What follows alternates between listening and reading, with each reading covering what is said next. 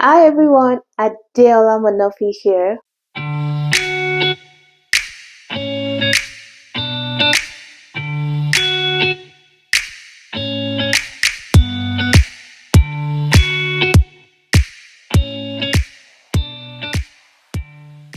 Welcome to my YouTube channel where I break down complex financial subjects into simple, relatable terms for anyone who is trying to understand the Canadian financial system, especially newcomers to Canada. If you're new here, a royal welcome to you. Remember to hit the subscribe button so that you get updated as I drop fresh content in the future. Today, I will be talking about something that I have noticed among many newcomers. I've been opportunity to work with a lot of newcomers in the past 3 years, and some things are quite common. So today this video is going to be about financial mistakes newcomers to Canada tend to make and how to avoid them. Trust me, you're going to enjoy this. Without further ado, let's dive into the details. Number one money mistake is failing to build credits. Many immigrants, many newcomers come from countries where they don't necessarily use credits as much as we use it here in Canada.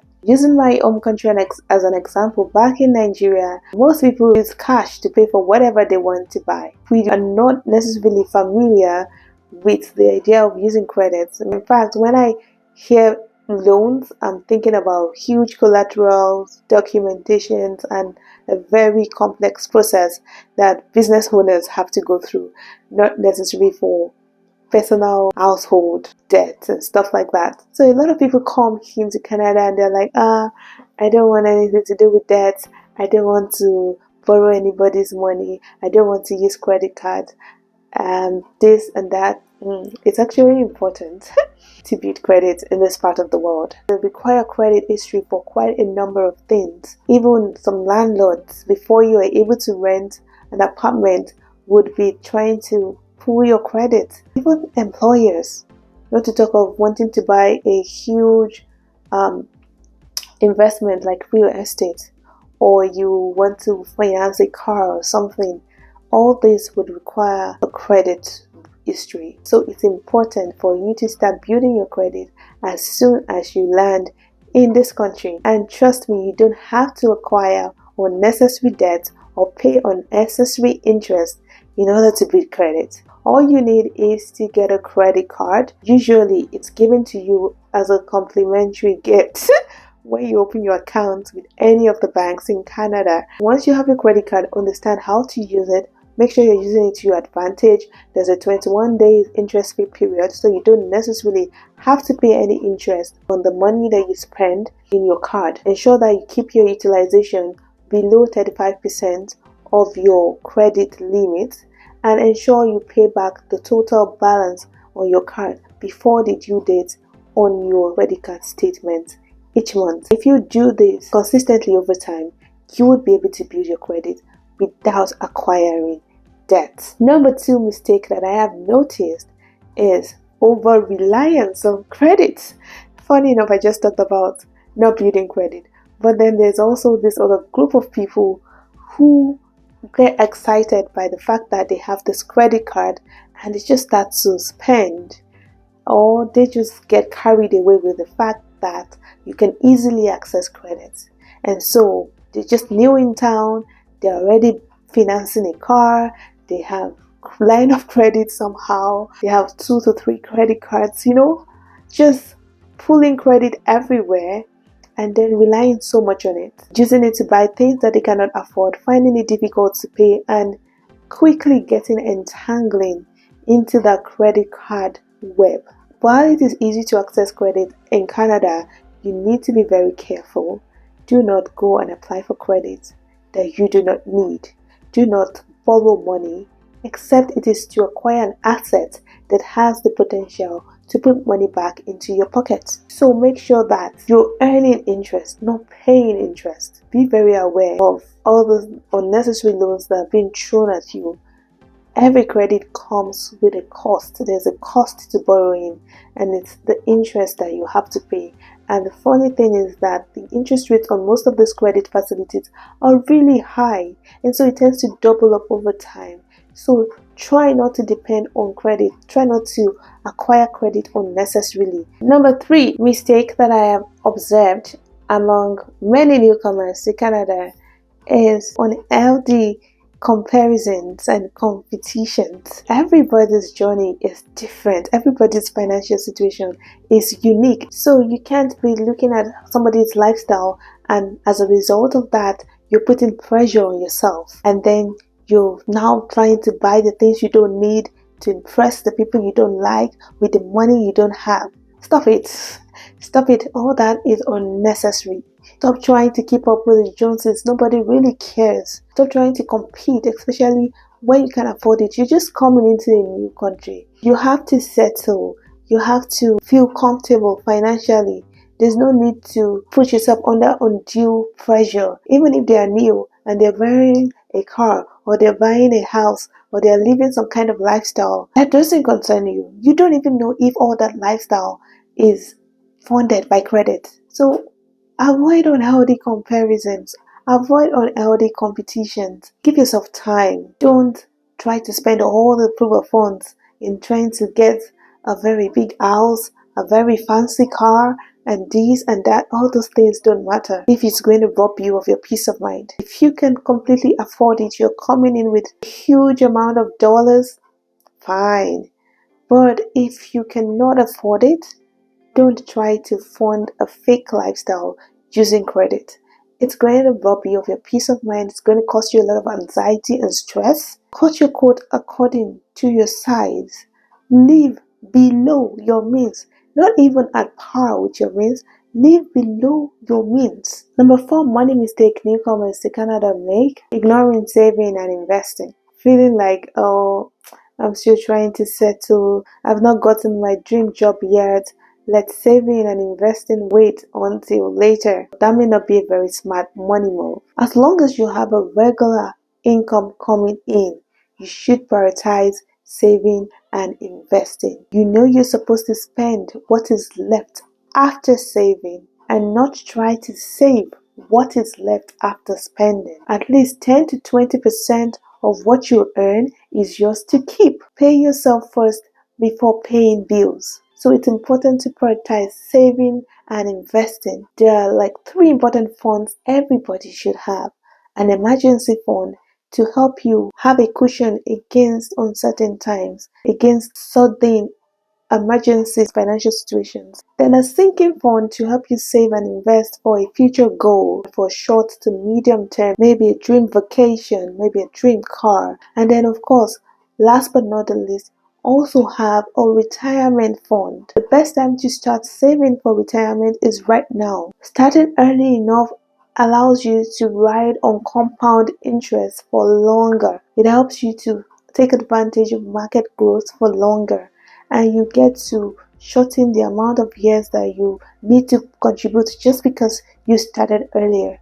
So it's very, very important to prioritize saving and investing as soon as you have a regular and a consistent paycheck. If you're struggling to save or invest, you're probably living above your means. And so you need to sit down and create a budget and prioritize things as it should be. At least 10 to 20% of what you earn is yours to keep. And saving alone is not enough, as your money will lose value over time. So investing is very important. You should learn how to make money work for you. Number 5 money mistake that I've observed among many newcomers is ignoring life insurance. Guys, in this part of the world where things actually work, it's important to protect your family's future in case life happens. Most of us relocated to this country for economic reasons, in search of a better life, with security and stuff like that. But all our dreams, our goals, our aspirations for ourselves and our family and our kids, it's all dependent on us being alive and having an income. The moment we're no longer here, things fall apart, the center can no longer hold. However, with life insurance, you can ensure that your family has the life of your dreams. You can ensure that even if you're no longer here, they would not have to suffer financially. They will be well taken care of because you made provision for that. It's the most responsible thing to do. It's the greatest expression of love. So it's important to have life insurance, and the best time to get life insurance is when you're young and healthy. Young because you're able to lock in the best rate available in the market, and healthy because you guarantee your insurability. GoFundMe is not life insurance. God forbid is not life insurance. And you can get life insurance based on your budget. You don't have to break the bank. There are different types of life insurance that you can take advantage of in Canada according to your budget and according to your financial needs and goals. So please prioritize life insurance. Make sure that you have your family secure. Make sure you have them financially protected. The worst that could happen is that you pass away, and even if that happens, they don't have to suffer financially. If you're looking to understand how life insurance works in Canada, or how you can set up one for yourself and get your family properly covered, feel free to reach out to me. I can assist you in putting a fantastic plan in place according to your dreams, your goals, and your needs. Number 6 money mistake among newcomers to Canada is rushing into home ownership.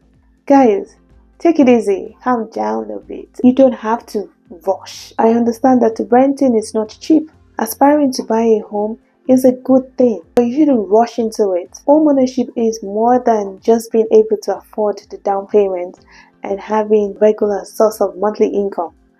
It's a lot more than that. So there are a lot of financial obligations tied to home ownership, and that's why it's very important to plan for it carefully. After you've paid for your down payment, there are other closing costs that are associated. You need to factor in the fact that you will pay property taxes over time, factor in the fact that you will now furnish your new home because wherever you're moving for may be smaller, and then you would have to pay a lot of things. Check out how much of your income will be going into monthly mortgage payments. If it is more than 30%, it is too much. Make sure that you plan adequately for it. Look into your budget, look into the household expenses. Make sure that you've built an emergency fund that is able to take care of at least 3 to 6 months of household expenses if there's an interruption in your income. These are the things that you need to put in place, not just necessarily being able to afford a down payment and being able to pay mortgages. It's not a race. Don't rush into homeownership. Plan effectively for it, and you will not regret it. Last but not the least, which is number 7, is not seeking professional advice. A lot of us, when we came in as newcomers, would rather ask our friends, ask our neighbors about financial situations, and they would advise us based on their own knowledge. They would not advise us beyond their knowledge. The information they give us sometimes may not be 100% accurate, and that's why it's important to actually meet with financial professionals. If you have questions about taxes, meet with a tax professional. If you have questions about savings and investment, meet with a resourceful financial advisor like myself. If you have questions about life insurance, meet with a life insurance expert like myself. So talk to professionals. They will be able to guide you. Don't shy away and think, oh, it's going to be so expensive. The amount of money that professionals will save you is way more in the long run than the token that you're going to pay right now for their services. And also, please be careful of content you read online as well, because anyone with an opinion can write a blog post these days and just publish it.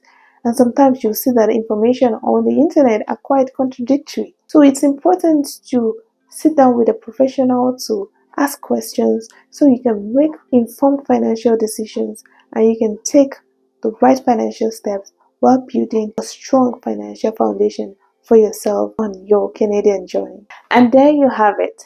7 common money mistakes that newcomers to Canada make and how you can avoid it. Remember, managing your finances properly is crucial to building a successful life in your new home. If you found this video helpful, please give it a thumbs up and consider subscribing to my channel for more valuable content.